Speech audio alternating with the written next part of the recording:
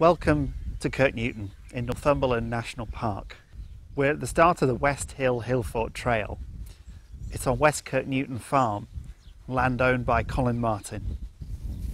The path takes us between the walled garden of the farm and the garden of East Kirknewton Steading, and up a gentle climb onto the track known as the Long Back. Hello Colin. Hi Chris, how are you? No, not too bad, thank you. You? Not bad at all, thanks, yes. Tell us a little about living here. I gather your house was the old mill at one point. We converted it in, 1980 something I think. Yeah. But before that it was a water mill, ground grain for the farm. Yeah. There's a pond up the hill behind us there that used to supply the water wheel. The man that had the farm decided that he wanted to be ahead of the times, and he decided he wanted electricity before there was any mains power in the village. So he built his own hydroelectric power scheme. And some of the machinery, I guess, is in the building kind of behind us right now. Yeah, that's where the main generator house was, and I think they house batteries in there as well for backup. Yeah. And I gather also, I mean, the village is still kind of spring fed, there's no kind of mains water supply. No, the nearest mains water supply is about 3 miles away. We've got really nice, wholesome water in the village here. Yeah, occasionally there's little floaty bits of grit and stuff get in it, but no, it's good water. Talking about farming here, I gather it's a stock farm.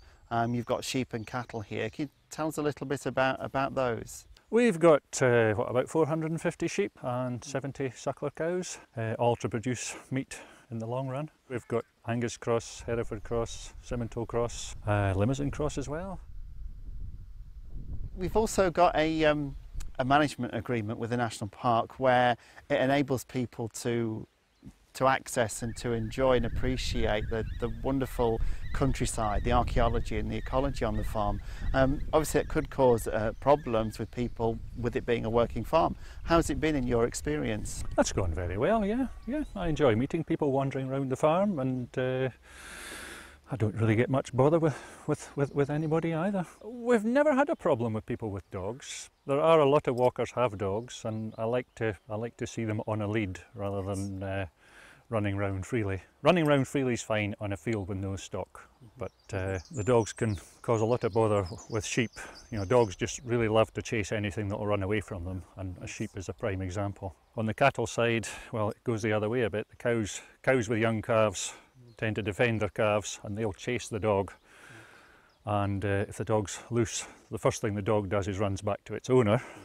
Yes. And the cows just thunder in on top and can sometimes do damage to the owner as well. I mean, if you've got your dog on a short lead, the cows tend to see the dog as part of the human. Yeah. They don't see it as a threat. So yeah, that's my advice, is always keep your dog on a lead. Brilliant, thank you. Well, it's really good to talk to you. I must get on with my walk, but it's really nice to see you. Okay, cheers Chris. Thanks Colin. See ya. The footpath here takes us on the old road between Kirknewton village and the village of Hethpool. We're literally walking in the footsteps of people in the past, as this road was actually used for centuries, connecting the two villages together. Most of the old village of Kirknewton lay to the north of this track, but the cottages were demolished in the 1830s, so Kirknewton House could be built. The building here is a 19th century smithy. Its position on this road is interesting. This smithy, or an older smithy on the same site, could well have been on the edge of the old village rather than out on its own as it appears today. You can really see more of the farm from this path, with the land rising steeply to your left to form West Hill, and over on the right the flatter fields in the bottom of the valley where Colin has recently harvested his hay crop. You get a good view of the railway station and Station Master's house, built when the Alnwick to Cornhill line went through in 1887. The traditional farmstead at West Newton can be seen just north of the College Burn. The College Burn joins the River Beaumont just beyond the bridge to form the River Glen.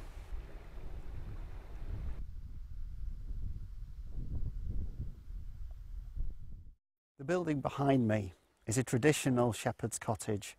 You'll see the arrangement that has a dwelling house at the furthest area behind me, and then you have a stable or a byre, and then you have a pigsty or a piggery. but it was abandoned, we think, around the 1960s. And that time was interesting because there's a time where, as a result of mechanisation and a gradual change in farming, we see a depopulation of the uplands. We're now coming into an area of ancient woodland, predominantly oak. We're still following the track from Kirknewton towards Hethpool, which will join the St Cuthbert's Way. And now we think of this as a dramatic open landscape, but actually we have remnants of woodland. And now ancient actually mean only about 400 years old or so. To my right, there's an area of oaks known as the Collingwood Oaks, associated with Admiral Lord Collingwood, and they're about 200 years old. As we go past more of the oak woodlands, the view opens up so we can see Wester Tor and Easter Tor in front of us. And away to the right, we look up to Hethpool and the College Valley. Another permissive path branches off here to join the St Cuthbert's Way, the long distance footpath stretching from Melrose to the holy island of Lindisfarne. The rough grazing below the tors and on the sides of the tors themselves are good places to see the wild goats in the summer months. Well, you've just seen us pass through a farmstead, which is medieval and early post-medieval, but it's hundreds of years after the Iron Age. But we're going to go back much further in time to our destination, over to the top, to West Hill. As you climb, you get views back to the tors and the out-by farm of Torley House, and to Yevering Bell beyond, with the ramparts of the hill fort clearly visible. Nearer is St Gregory's Hill, with glimpses of the Millfield Plain beyond. Well, now we've come part way up the hill and we're almost at our destination. And one of the interesting things is we're actually surrounded by archaeology. It's all about an inhabited landscape, people living here, dwelling in settlements around the hill fort, and also the fields all around the hill fort themselves. So the archaeology isn't just about the hill fort itself, it's in the entire landscape around it. There are plenty of interesting plants to see along the way, with a variety of grasses such as foxtail, cocksfoot, fescues and the pink and white blooms of clover. Look for the bright yellow of gorse earlier in the year, and also of broom. Today we have a lot of purple foxgloves, which contrast pleasingly with the rocks they grow among. Where I'm sat here now, and run my fingers along this large boulder, it's been upturned as part of this relatively modern clearance cairn. Now these plough marks connects the prehistoric peoples with the medieval peoples that followed them some hundreds of years later. And ploughing was a relatively simple process. Ploughing was done by teams of oxen or teams of horse and individuals, and it was hard work. The ploughing was done by an ard, a very simple plough. It would plough a furrow and there was no mould board. But here you will be able to see the remains of field banks. They're called lynchets, and they enclose some of this agricultural land. And if at the right time of year you're particularly lucky, you'll see some of the marks of cultivation, both associated with the hill fort and the medieval farmstead. I'm always fascinated to come here, not just by Yevering Bell itself, which is one of the best, if not one of the most impressive of Northumberland's hill forts, but these are very interesting places to come.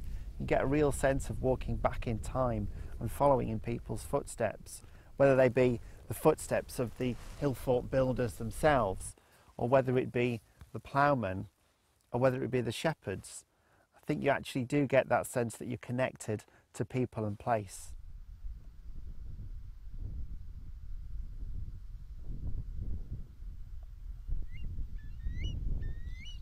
You can see some of the boulders to one side, and also you've got the kind of large rounded end of a rampart, a particular interruption, which looks like it's possibly an entrance. It's facing out onto Yevering Bell, faces out onto some of the field systems, and it's a very, very distinct possibility as an entrance into the hill fort.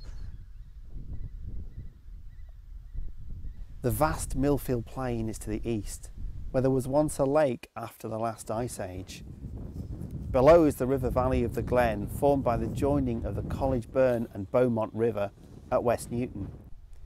The site of Gethrin, below Yevering Bell, just beyond St Gregory's Hill, is noted as the place of baptisms in the Glen by Paulinus in the 7th century AD.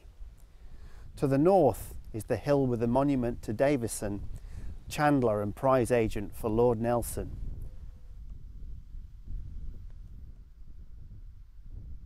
Another sweep of hills straddling the road to Yetham and the border brings us back to Hethpool Bell, with further evidence of habitation, and the view up the College Valley, flanked on the south side by Hare Law and the Tors.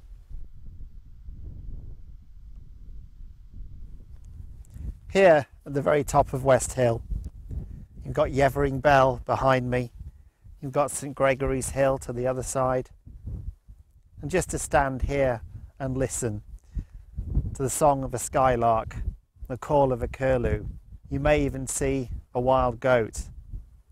It's certainly a very special place to be.